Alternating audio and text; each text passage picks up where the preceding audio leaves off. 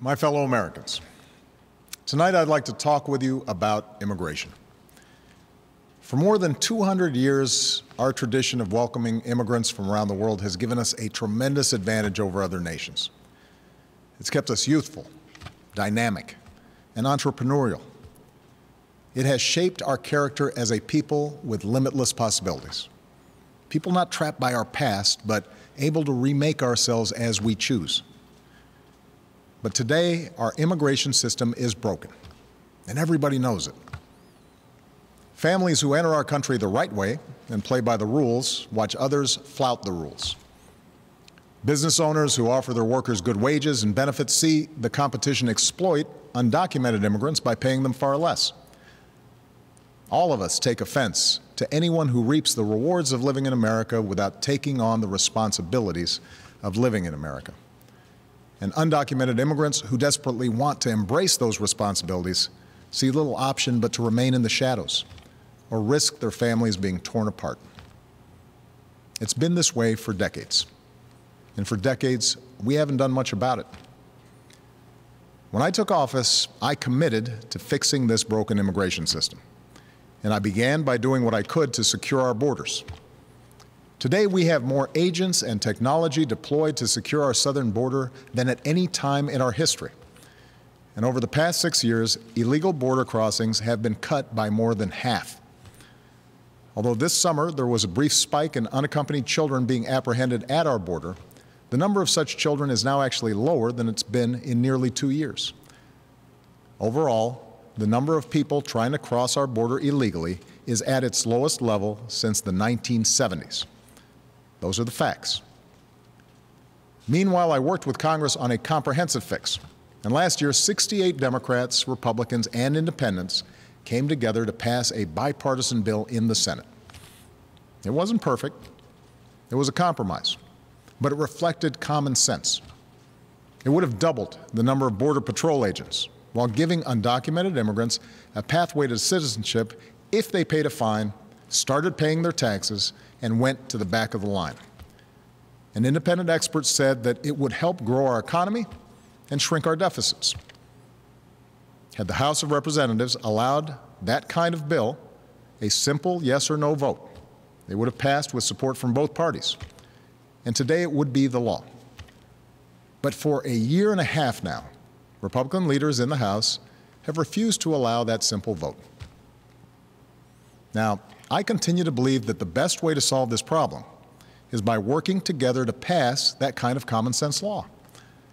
But until that happens, there are actions I have the legal authority to take as president, the same kinds of actions taken by Democratic and Republican presidents before me, that will help make our immigration system more fair and more just. Tonight, I'm announcing those actions.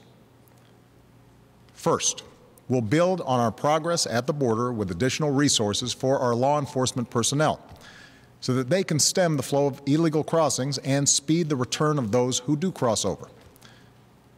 Second, I'll make it easier and faster for high-skilled immigrants, graduates, and entrepreneurs to stay and contribute to our economy, as so many business leaders have proposed.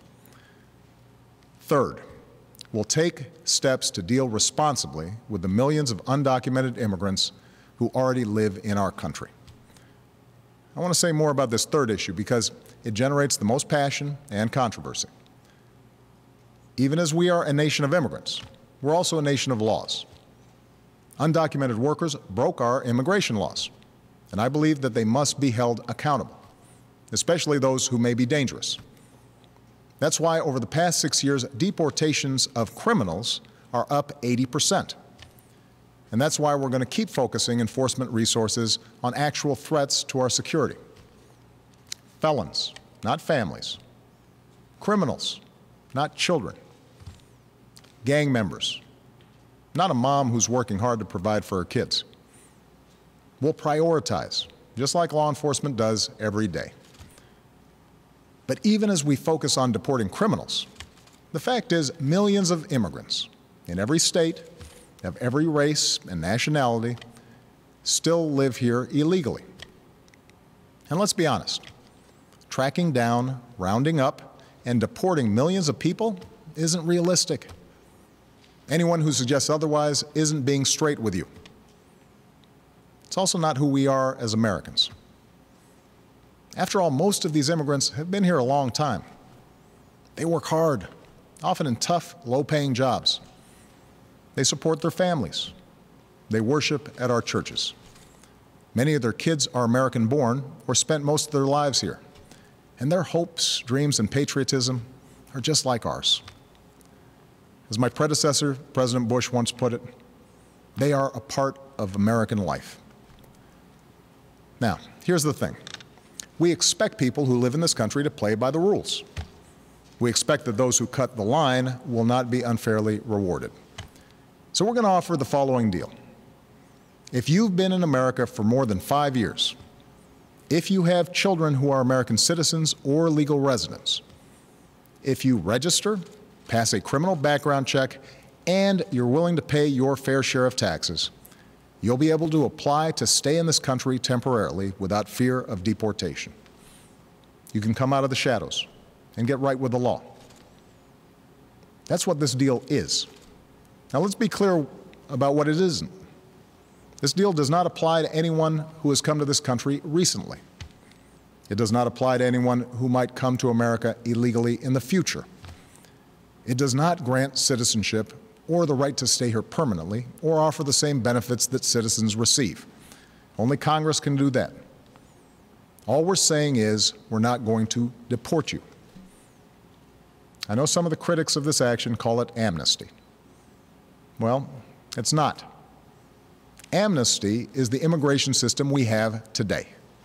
Millions of people who live here without paying their taxes or playing by the rules, while politicians use the issue to scare people and whip up votes at election time.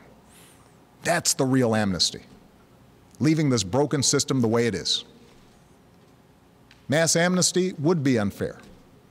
Mass deportation would be both impossible and contrary to our character. What I'm describing is accountability, a common-sense middle ground approach. If you meet the criteria, you can come out of the shadows and get right with the law. If you're a criminal, you'll be deported.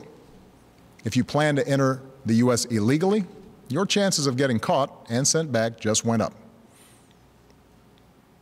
The actions I'm taking are not only lawful, they're the kinds of actions taken by every single Republican president and every single Democratic president for the past half-century. And to those members of Congress who question my authority to make our immigration system work better, or question the wisdom of me acting where Congress has failed, I have one answer. Pass a bill. I want to work with both parties to pass a more permanent legislative solution. And the day I sign that bill into law, the actions I take will no longer be necessary. Meanwhile, don't let a disagreement over a single issue be a deal breaker on every issue. That's not how our democracy works. And Congress certainly shouldn't shut down our government again just because we disagree on this.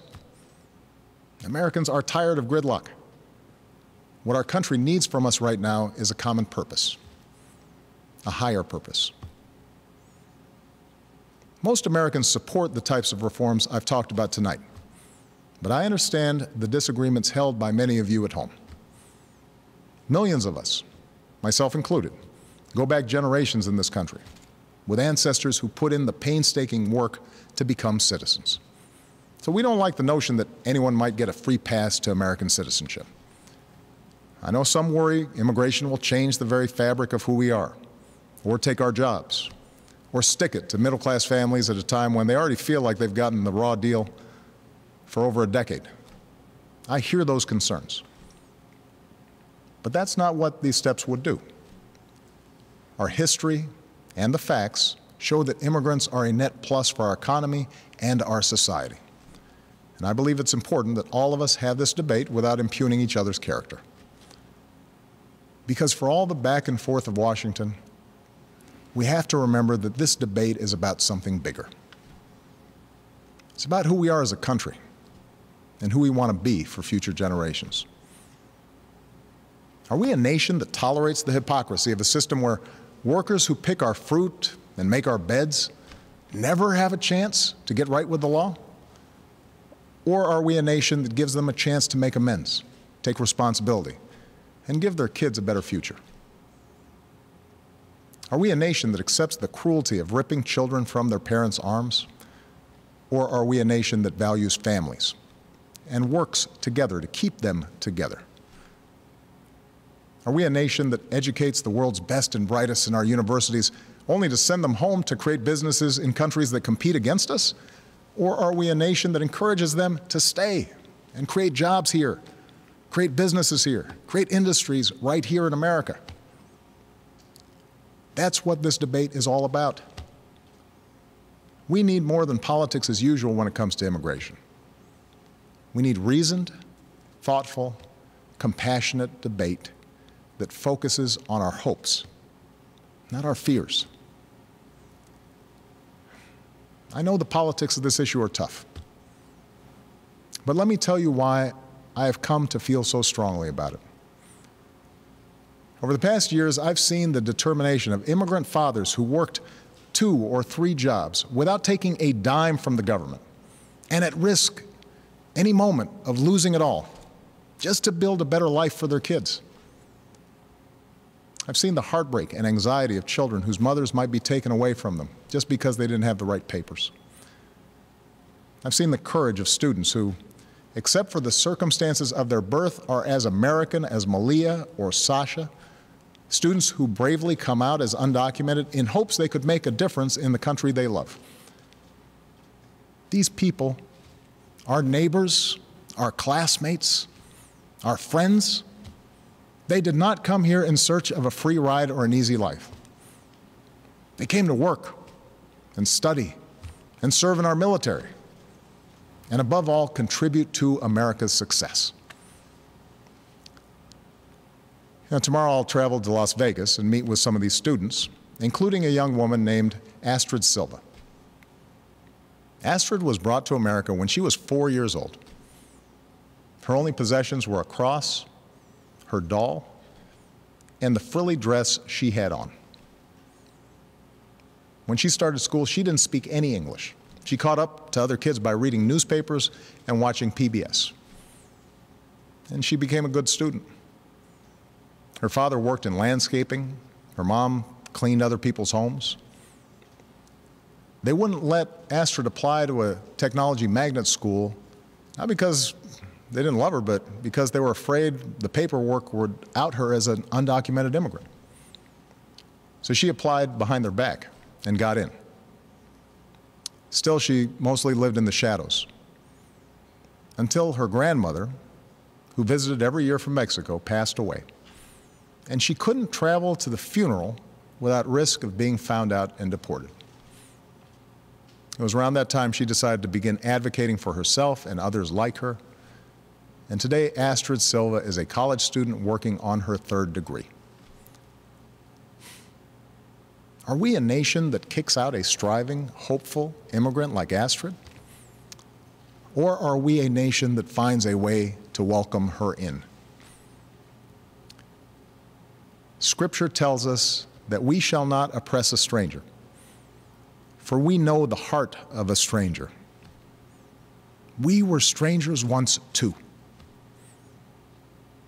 My fellow Americans, we are and always will be a nation of immigrants. We were strangers once too.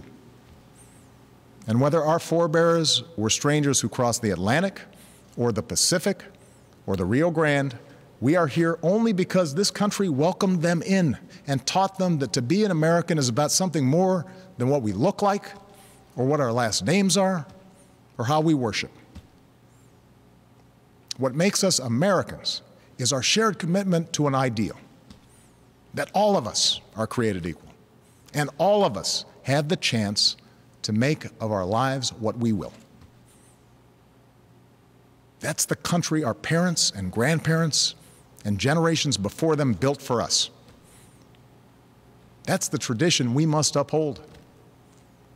That's the legacy we must leave for those who are yet to come. Thank you. God bless you. And God bless this country we love.